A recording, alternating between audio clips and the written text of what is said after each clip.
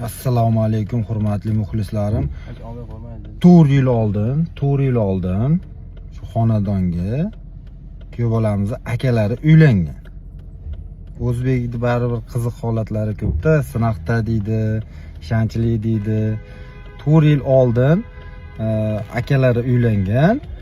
Endi mana hozir opa-singil hisobda opa-singil aka-ukaga bitta oilaga xudo xolasa aka nimaga oilani yaxshiligidan, to'g'rimi?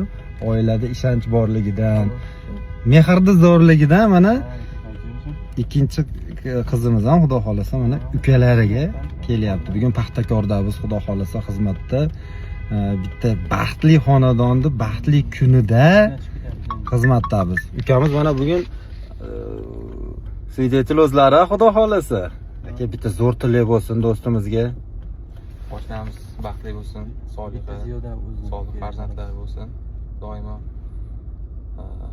baxtli ota-onalari sog' salomat yurishaversin inshaalloh. Birinchi o'g'il bo'lsin.